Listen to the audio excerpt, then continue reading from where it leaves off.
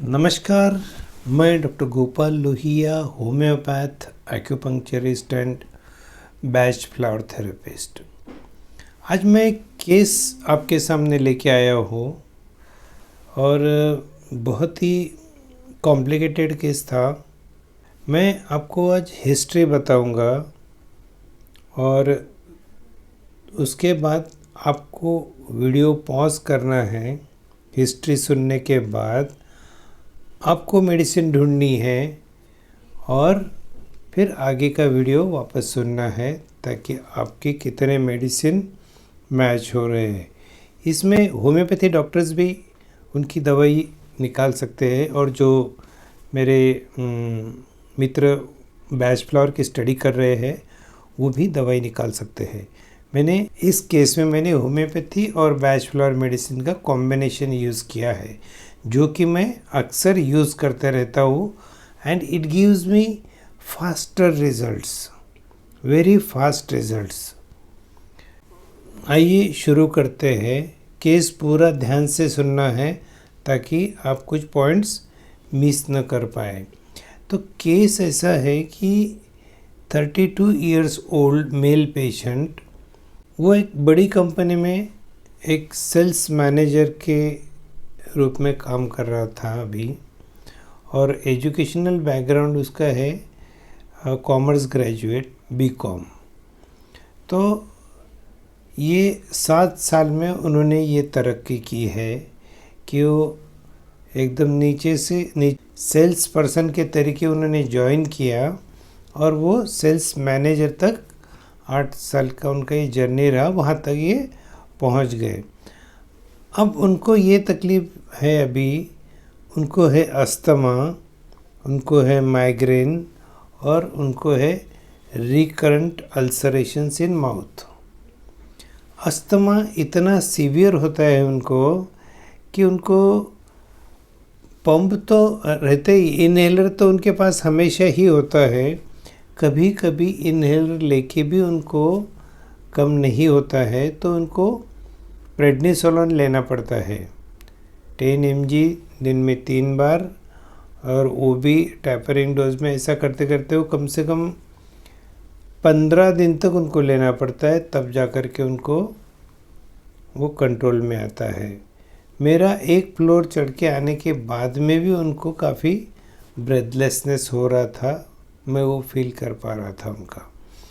और माइग्रेन का बीच बीच में उनको अटैक आता था तो उनको सैरिडोन लेनी ही पड़ती थी।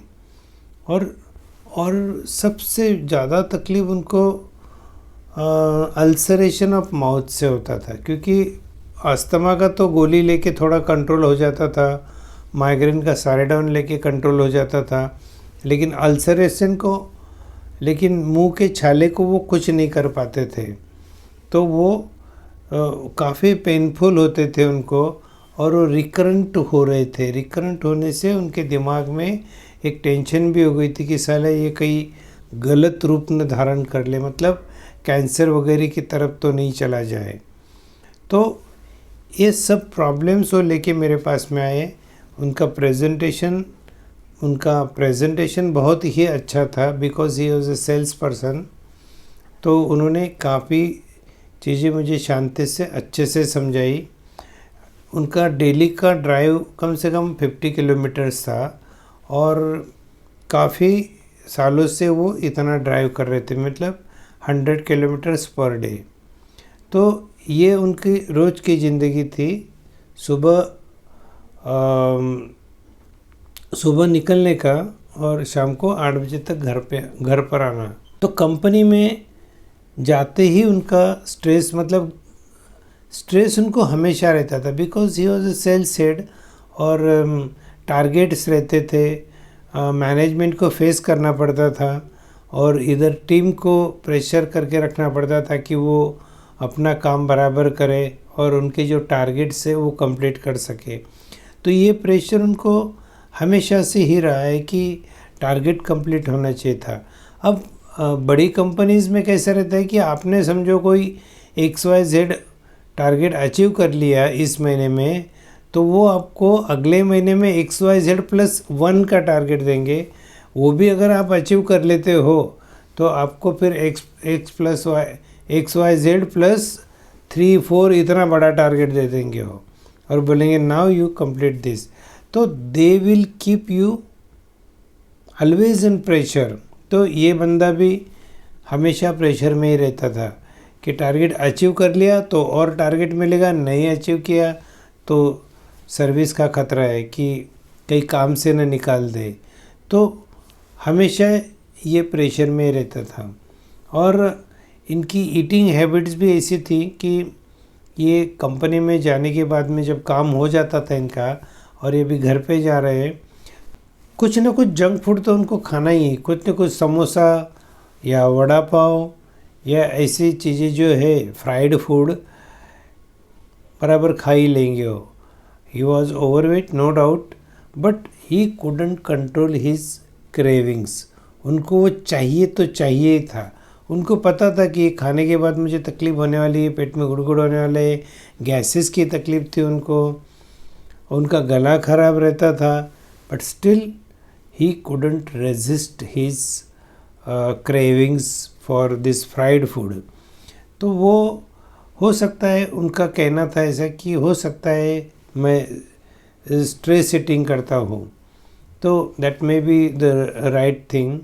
मतलब वो बराबर बोल रहे थे कि वो स्ट्रेस ईटिंग ही कर रहे थे। अब आते हैं आगे मोडेलिटीज़ के ऊपर। मतलब अस्थमा उनका, जैसे वो कोल्ड ड्रिंक्स पी लेंगे, आइसक्रीम खा लेंगे या वेदर चेंज होगा तो उनको अस्थमा की तकलीफ़ शुरू हो जाती है। उनको फैमिली हिस्ट्री में भी अस्थमा तक उनके ग्रैंडफादर को, और मेरे ख्याल से और डैडी को भी उनको कोल्ड की एलर्जी की तकलीफ़ थी। तो ये बंदे को भी सर्दी तो कम होती थी लेकिन उनका गला ख़राब हो जाता था कंटिन्यू। बीच बीच में वो ऐसे अननोविंगली ही वॉज हॉकिंग, जो गले में म्यूकस तैयार हो रहा था वो कंटिन्यू वो निकाल रहे थे। तो अस्थमा की तकलीफ़ सीवियर थी उनको। फिर मुंह के छाले, वो खाना खा नहीं पा रहे थे, हमेशा मुंह में जलन, तकलीफ़, और उसकी वजह से टेंशन। और तीसरी तकलीफ़ थी माइग्रेन की, और भी उनको गैस की भी शिकायत होती थी, हमेशा गैस पास होते रहते नीचे से, और उनको वो काफ़ी एम्बेरसिंग भी लगता था क्योंकि वो मीटिंग्स वगैरह में कभी कभी उनको वो प्रॉब्लम्स, दिक्कत होती थी, तो उनको बहुत कॉन्शियस रहना पड़ता था। तो ये इनका शॉर्ट में खुद का हिस्ट्री है। अब उनका घर का हिस्ट्री अगर मैं बताऊँ तो उनके घर में छोटा सा फैमिली है, वाइफ और मदर फादर। अभी तक उनको कोई इश्यू नहीं है। तो अब घर में क्या होता है कि सास बहू का बिल्कुल जम नहीं रहा है, तो हमेशा घर में अशांति सी है। तो ये बंदा काम पे भी कोई इसको मज़ा नहीं आ रहा है, घर में आ रहा है तो घर में भी अशांति है। तो मेंटली वो कूल नहीं रह पाता था, रिलैक्स नहीं हो पा रहा था। ऑलवेज़ घर पे आएगा तो उसको हमेशा यही चिंता लगी रहती थी कि आज घर पे क्या होगा, और काम पे जाएगा तो उधर यार आज क्या होगा, काम पे मेरा टारगेट अचीव होगा या नहीं होगा, कैसे होगा, टीम हैंडलिंग कैसे होगा, कितने लोग आए हैं, कितना काम होगा। So this stress was always there. तो ये स्ट्रेस में उसको कभी कभी इतना गुस्सा आता था कि वो चिल्लम चिल्ली करने लग जाता था। रास्ते से भी ड्राइविंग करते टाइम भी अगर रास्ते से कोई बाजू में नहीं हट रहा है तो ज़ोर ज़ोर से हॉर्न बजाएगा या विंडो खोल के उसके ऊपर चिल्लम चिल्ली करेगा। तो इस तरह से इम्पेशेंट हो गया था, और हमेशा उनके मन में डर लगा हुआ रहता है कि यार टारगेट्स नहीं अचीव हुए तो क्या होगा, कहीं मुझे निकाल तो नहीं देंगे, अगर निकाल दिया तो मेरा इन्वेस्टमेंट्स, मेरे सब लोन के हफ्ते, ये सब का क्या होगा, मुझे दूसरा यही कैलिबर का जॉब मिलेगा क्या, कैसे होगा। तो ये सब उनके दिमाग में टेंशन बनी हुई रहती थी हमेशा के लिए। उनका जो काम करने का स्टाइल था वो फटाफट था, कोई भी काम फास्ट हो जाना चाहिए। सेल्स टीम ने भी बराबर फास्ट काम करना चाहिए, ड्राइविंग भी फास्ट करना है, और घर पे आके अगर घर में साफ़ सफाई नहीं दिखी, ठीक ठाक बराबर इधर उधर नहीं मिला उसको सामान, तो भी वो चिल्लम चिल्ली चालू कर देता था। ये था केस, काफ़ी डिटेल में मैंने डिस्क्राइब किया है। अब आपको वीडियो पॉज करना है और आपको सोचना है कि कौन सी बैच फ्लावर मेडिसिन्स आप ये बंदे को दे सकते हैं, और वो मुझे ड्रॉप बॉक्स में पहले लिखना है और फिर आगे का वीडियोस देखना है। मतलब आपकी मर्ज़ी, आप पूरा भी देख सकते हो, लेकिन अगर आपको लगता है कि कुछ स्टडी हो जाए तो आप इस तरह से कर सकते हैं। और होम्योपैथी मेडिसिन्स भी, अगर आप होम्योपैथी डॉक्टर है या आपको होम्योपैथी की जानकारी है, तो होम्योपैथिक मेडिसिन भी कौन सा मैंने दिया है वो भी आप ज़रूर लिख सकते हो ड्रॉप बॉक्स में। तो अब मैं आगे का बताता हूँ आपको कि मैंने पेशेंट के बारे में क्या सोचा। पेशेंट को मेन तो अभी अस्थमा और अल्सर्स, माउथ अल्सर्स की तकलीफ़ है। पेशेंट बहुत ज़्यादा टेंशन में है और स्टेरॉयड लेके भी उनका अस्थमा कम नहीं हो रहा है, तो इसका मतलब उनके दिमाग के ऊपर मेंटल प्रेशर बहुत है। ये कहीं तो इमोशंस इसमें अटक रहे हैं, इमोशनल टर्बुलेंस में ये बंदा अटक गया है। क्योंकि कितनी भी स्ट्रॉन्ग एलर्जी रही तो भी स्टेरॉयड से वो 100% कम होती है। टेम्पररी तो भी कम है, लेकिन इनको काफ़ी लंबे अरसे तक स्टेरॉयड लेना पड़ता था और उसके बाद वो अस्थमा कम होता था। तो यहाँ पर ये एंग्जाइटी, इसके यहाँ पर एंग्जाइटी वर्क कर रही है। तो एलिमेंट्स फ्रॉम एंग्जाइटी जो विचार, जो टेंशन वाले विचार हैं, वो यहाँ उसको चुप नहीं बैठने दे रहे, उसको सांस लेने नहीं दे रहे, तो उसको अस्थमा की तकलीफ़ हो रही है। तो यहाँ पर मैं पहले बैच फ्लावर मेडिसिन आपको बता देता हूँ। तो टेंशन वाले विचार जो थे इनके, मिम्यूलस और वाइट चेस्टनट, मतलब डर के लिए मिम्यूलस और विचारों के लिए वाइट चेस्टनट। इस तरह से टेंशन वाले विचार अगर होंगे, डरावने विचार होंगे, तो मिम्यूलस और वाइट चेस्टनट का कॉम्बिनेशन यहाँ पर देना चाहिए। उनका जो नेचर था, उनको कई बार लगता था कि यार हो पाएगा नहीं हो पाएगा, मैं कर पाऊँगा या नहीं कर पाऊँगा, और वो चीज़ को लेके वो ज़्यादा एंग्शियस हो जाते थे। तो यहाँ पर एक एल्म दवाई है, ELM। तो जब एल्म को ऐसा लगता है यार वो एबल बंदा है, वो कर सकता है, उसको मालूम है, उसने आज तक कई बार किया हुआ है और उसी के बेसिस पे उनकी तरक्की हुई है, तो भी उनको कभी कभी लगता है कि यार अब कर पाऊँगा या नहीं कर पाऊँगा। ये जो टेम्पररी टेंशन रहता है, उसके लिए एल्म बहुत अच्छा दवाई है। इनका नेचर एकदम फटाफट वाला नेचर है, जल्दी जल्दी काम होना चाहिए। एंग्री यंग मैन, बहुत गुस्सा करता है अपने टीम के ऊपर या अपने घर में, तो इम्पेशंस, और एक हमेशा उसके दिमाग में डर बना हुआ है 24 घंटा कि मैं कर पाऊँगा नहीं, होगा कि नहीं, क्या होगा, कैसे होगा, कहीं मुझे जॉब से निकाल तो नहीं देंगे, मेरे बाकी चीज़ें कैसे होगी। तो एक जो कांस्टेंट फियर है, इसको हम टेरर बोलते हैं, टेरर में वो रहता है। तो ये रॉक रोज़ मेडिसिन है। तो इस तरह से ये बंदे को हमने white chestnut, mimulus, rock rose, elm and impatiens, इतनी दवाइयाँ दी। ये दवाई का पूरा सब मिक्सचर करके 10-10 बन इनको 4 बार लेने के लिए कहा गया, और साथ में रेस्क्यू रेमेडी इनको जब भी कभी पैनिक अटैक आएगा, जब भी कभी एंग्शियस सिचुएशन रहेगी, तब इनके लिए रेस्क्यू रेमेडी की व्यवस्था कर दी गई। ये उनको जब भी तकलीफ़ होती थी या मीटिंग में जब उनको जाने का होता था, तो वो रेस्क्यू रेमेडी लेके जाते थे। तो इतना करने से उनको काफ़ी राहत हो गई। अब देखते हैं कि कौन सी होम्योपैथिक मेडिसिन दी गई। होम्योपैथी मेडिसिन के लिए आपको पूरा इसेंस ऑफ द कॉन्स्टिट्यूशन देखना है कि ये बंदे के लाइफ में चल क्या रहा है, ये जो भी काम कर रहा है वो अंडर प्रेशर कर रहा है, हमेशा ये टेंशन में, ये कमा रहा है, ये तरक्की पा रहा है, मतलब इनकी तरक्की हुई है, इनका सब कुछ हो रहा है, लेकिन फिर भी ये अंडर प्रेशर है कि आगे आगे जो इनको करना है वो होगा या नहीं होगा, अब जो कर रहे हैं वो होगा या नहीं होगा, हमेशा वो प्रेशर में ही है। तो यहाँ एक रूब्रिक है, delusion soda water bottle, he is a soda water bottle.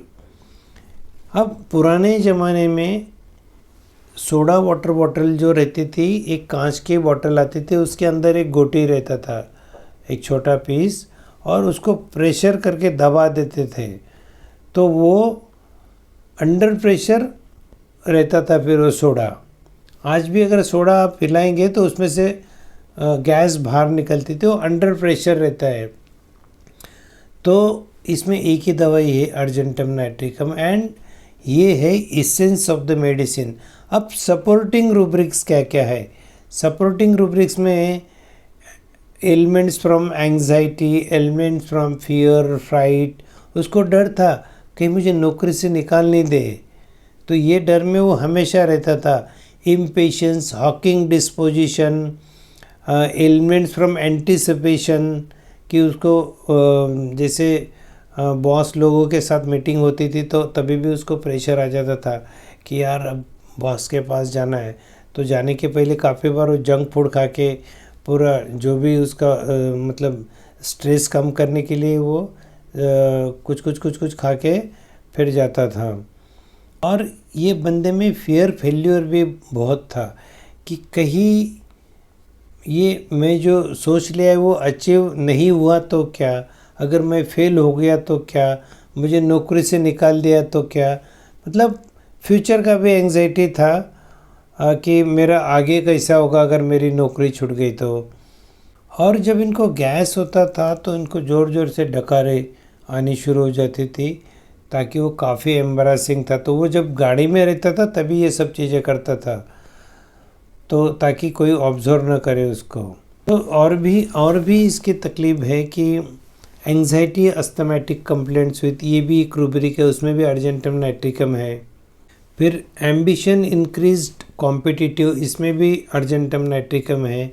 Competitive इसलिए कि ये बीकॉम डिग्री लेके, सिर्फ कॉमर्स की डिग्री लेके ये सेल्स हेड तक पहुंच गया। ये न कोई एमबीए है, न कोई बहुत एजुकेशन लेके इन्होंने अपना करियर शुरू किया है, बस ये कंपटीशन करते करते इन्होंने 8 साल में इतनी तरक्की कर ली। तो ये थे इनके सिम्टम्स। ये सिम्टम्स का जब रिपोर्टाइज किया मैंने तो चार्ट आपके सामने है, तो उसमें अर्जेंटम नाइट्रिकम आया और क्या मिरेक्युलस रिजल्ट्स मिले उसमें। 3 डोज अर्जेंटम नाइट्रिकम के और ये बैच फ्लोर मेडिसिन देते ही बराबर अल्सरेशन तो उसको आया ही नहीं बाद में 2-3 महीने तक, लेकिन अस्थमा का उनको एक स्प्रे नहीं लग रहा था। स्टेरॉइड लेने की बात तो काफ़ी दूर, and he used to feel calm and quiet. घर पे आके भी वो शांति से बात कर रहा है, बीवी से भी, सब कुछ। तो ये एक मिरेक्युलस रिजल्ट था, मिरेक्युलस कि चमत्कार। बाद में वो बंदा 15 दिन की दवाई लेके गया, लेकिन 1.5 महीने तक आया ही नहीं। इतनी सारी तकलीफ, इतने मिरेक्युलस रिजल्ट्स, फिर भी नहीं आ रहा है। तो फिर आने के बाद थोड़ी फिर तकलीफ उनको वापस चालू हो गई, फिर तुरंत भाग के आए मेरे पास। तो बोले डॉक्टर साहब मैं बिज़ी था, ये था वो था। लेकिन ये अर्जेंटम नाइट्रिकम का नेचर है कि ये उनका बिजनेस छोड़ के बाकी जो बातें हैं उनको ज़्यादा इम्पोर्टेंस नहीं देते कि हाँ ठीक है कल कर लेंगे, परसों कर लेंगे, बाद में कर लेंगे। फ्रियोलस नेचर इसमें भी अर्जेंटम नाइट्रिकम है। तो ये उन्होंने वापस प्रूव कर दिया कि वो अर्जेंटम ही है, और धीरे धीरे अभी भी ट्रीटमेंट चल रही है, लेकिन he is much much much better. तो दोस्तों, होम्योपैथी और बैच फ्लावर के रिजल्ट्स एकदम फंटास्टिक है।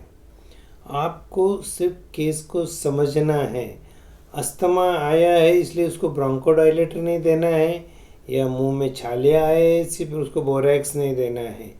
आपको केस को समझना है कि क्या चल रहा है इस बंदे के दिमाग में, और फिर आपकी दवा जादू की तरह काम करेगी। तो understand personality and accordingly choose the medicine. Bach flowers are wonderful, और प्लासेबो यूज़ करने की जगह आप बैच फ्लावर यूज़ कर सकते हो।